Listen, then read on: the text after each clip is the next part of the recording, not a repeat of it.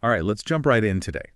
We're taking a deep dive into India's economic scene, and our main source is a pretty insightful article from the Indian Express. Yeah, this isn't just any article. It's giving us a glimpse into a crucial meeting that happened recently with PM Modi himself, top economists, and the finance minister. They all got together because, well, the latest growth numbers are out, and they've caused quite a stir. 5.4% GDP growth last quarter, definitely a slowdown, lowest in 7 quarters, actually. So I'm wondering, how is this impacting things on the ground?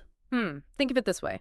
When growth slows down, it usually means fewer jobs are being created, businesses hesitate to expand, and there's this sense of uncertainty. I mean, it's no wonder PM Modi is urging for deeper and bolder reforms. That phrase alone shows how serious things are. Deeper and bolder reforms, huh? hmm Okay, so let's talk about those reforms. The article mentions taxation as a major point of discussion. What's the deal there? It seems some economists are saying that India's current tax system, as it stands, might actually be hindering growth. They're calling India a heavily taxed country, which is a pretty bold statement. And get this, one economist even ran the numbers and showed that cutting income tax rates could potentially stimulate consumption and add billions to the economy. So, less tax could lead to more spending, which in turn could boost the economy. That's a fascinating idea. But wouldn't that impact the government's budget? That's where the concept of fiscal consolidation comes in. It's essentially the government's plan for responsible financial management, especially when it comes to spending and debt. So if they're even considering tax cuts, they'll need to balance that with their overall financial goals, right? It sounds like they're walking a tightrope. And taxes are just one piece of the puzzle. The article also mentions land and labor reforms. Why are those significant? Ugh, land and labor reforms. They've been a topic of debate for a long time in India. They're often seen as essential for boosting economic efficiency. Think about it, if it's easier for businesses to acquire land and manage their workforce, it could lead to higher productivity. But I imagine such reforms are not without their challenges. Oh, absolutely. They can be very sensitive politically, with different groups having different interests. There are also concerns about potential downsides, like workers being displaced or even environmental damage. So it's about finding that balance, promoting economic growth while protecting various groups. Speaking of different groups, the article touches upon the role of state governments. What's the significance there?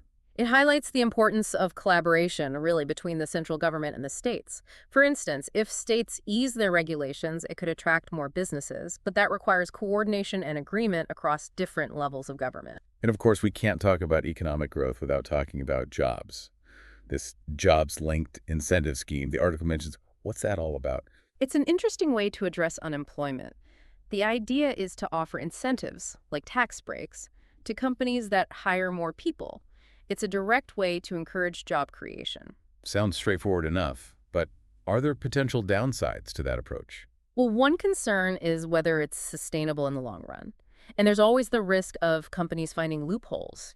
They might try to get those tax breaks without actually creating meaningful jobs. So the challenge is to find a way to incentivize job creation while ensuring the system is fair and truly effective. Okay, we've talked taxes, reforms, jobs, all geared towards stimulating the economy. But what about the physical foundations of growth? They're talking about infrastructure, right? The article emphasizes capital expenditure, that's government spending on things like roads, bridges, power plants, the basic building blocks that support economic activity. And it goes beyond just basic infrastructure. The article even mentions discussions about these massive river-linking projects now that's thinking big. Ambitious, for sure. Imagine connecting rivers across the country. It could revolutionize water management and open up new avenues for development. But of course, such megaprojects also require careful consideration of their environmental and social impact. Seems like with every solution, there's a whole new set of challenges. So we have infrastructure, but then there are two topics that always seem front and center when discussing the Indian economy: agriculture and climate change. Right, and the article doesn't shy away from those either. It talks about recommendations for things like crop rotation, water conservation, and addressing the issue of depleting water tables. These are crucial, especially in a country where agriculture is still so vital for the economy and for the livelihood of millions. Absolutely, and it reminds us that economic growth isn't just about numbers. It's about people's lives, their livelihoods, and their ability to thrive in a changing world. Amidst all these internal challenges, we can't forget that India's economy is also facing global headwinds. The article touches on this, mentioning geopolitical tensions and supply chain issues. So even if India nails all the domestic policies, external factors could still create hurdles. Yeah, it's a complex picture. For example, shifts in global trade can impact India's exports, and events happening elsewhere can influence investor confidence here. It adds another layer of complexity. It's like navigating a ship through rough seas. You need to be prepared for unexpected waves and adjust your course. Exactly. That's where adaptability and resilience come in. India needs policies that can weather those storms and seize opportunities when they arise. Speaking of opportunities, the article mentions the need to better align education and training with the demands of the job market. What are your thoughts on that? I think there's huge potential there for positive change. We need to move beyond those traditional education models and focus on equipping people with the skills that are actually in demand today. Skills for a rapidly evolving job market. Exactly. Think data analysis, coding, digital marketing, the skills driving the new economy. It's about giving people the tools to not just find jobs, but to create their own opportunities. Precisely. And it's not just about urban areas. The article highlights the need for boosting agricultural productivity and creating sustainable jobs in rural areas as well. Which makes sense. Agriculture still employs a significant portion of India's population. Absolutely. Empowering rural communities is essential for inclusive and sustainable growth. Now let's talk about attracting private investment, often considered the lifeblood of economic growth.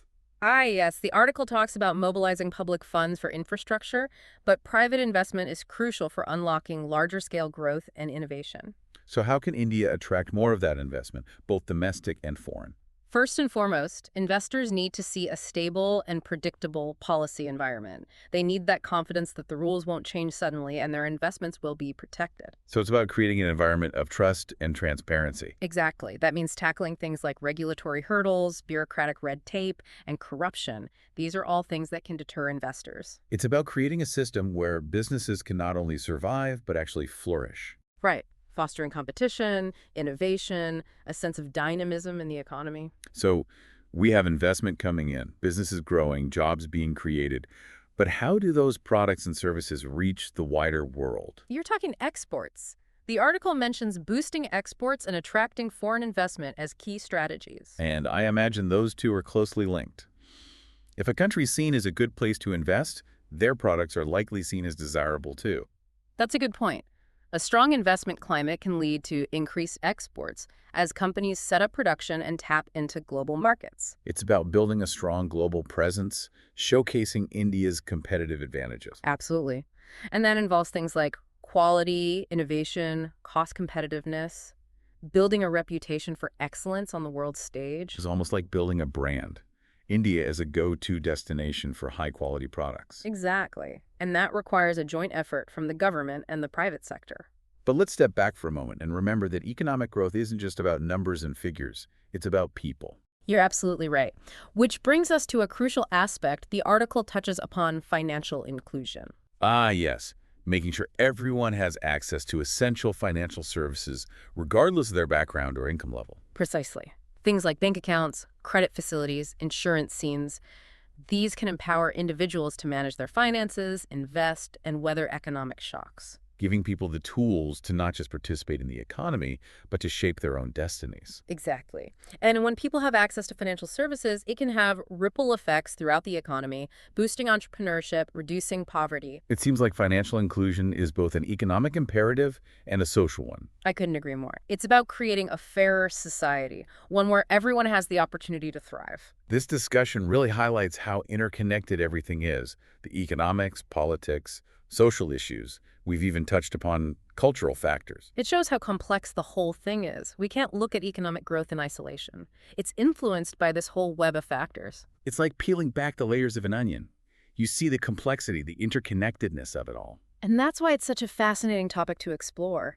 Understanding these connections is key to understanding India's economic journey. We've covered a lot of ground, from global uncertainties to financial inclusion. But there's one thread running through it all, this idea of a shift in mindset, which the article mentions. Ah, yes. Modi's call for a fundamental change in thinking, making India a developed nation by 2047. It's a bold vision. It goes beyond just economic policies, doesn't it? It's about fostering a spirit of innovation, a can-do attitude. Absolutely. Believing in India's potential and working together to achieve it. It's a collective aspiration.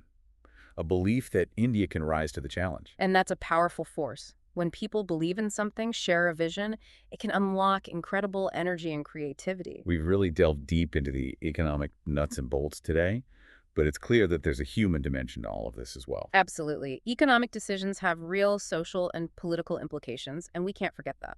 The article focuses on the perspectives of economists and officials, but what about the everyday people? How are they experiencing this journey? It's true, focusing only on those in the meeting leaves out a huge part of the story. What about the everyday realities of the people who are directly affected by these economic policies? That's right. Their lived experiences tell the real story of how these decisions impact things, for better or for worse. And thinking about that, I'm noticing how this meeting addressed both immediate fixes and long-term strategies. Yeah, it's a balancing act, isn't it? You need those immediate solutions, but you can't lose sight of the bigger picture. And that's where I think strong leadership becomes crucial. The article highlighted PM Modi's push for deeper and bolder reforms, which seems to hint at moving away from small, incremental changes. So instead of just patching things up, it's about a more transformative approach. It seems that way. It's like saying, let's build a stronger foundation, not just rearrange the furniture. But even with the best intentions, those big reforms, they can have unintended consequences. Exactly. And that's why it's so important to have lots of different voices at the table when making those decisions. Couldn't agree more. We need input from businesses, workers, farmers, consumers, everyone who's going to be affected. Having those diverse perspectives, it can help anticipate potential problems and create better solutions. And along with those diverse perspectives, transparency and accountability are key. If people understand the why behind the reforms and they see that things are being done fairly, they're more likely to get on board. Absolutely. Building trust is so important. When people feel included in the process, they're more likely to feel ownership over the results. You know, it's easy to get lost in all the numbers and the jargon when we talk about economics, but at the end of the day, it's about people. It really is. It's about their hopes, their dreams, their ability to provide for their families and have a good life, a life with dignity and opportunity. It's that human side of economics that we can't forget. And that's what makes this conversation so important. It's not just about GDP numbers. It's about human lives and human potential. That's a great way to put it. It's about creating a society where everyone has a real chance to thrive, not just scrape by. A goal worth striving for sure. So, to our listener, as you continue to follow India's economic journey, I encourage you to stay engaged, stay informed, and use your voice to help shape the future. The choices being made today will have a lasting impact for generations to come. Let's choose wisely, boldly, and together. This has been a fascinating deep dive, exploring just a small part of India's complex economic landscape. We hope it sparked your curiosity and giving you some things to think about. Keep exploring, keep asking those tough questions, and keep believing in India's potential. Until next time.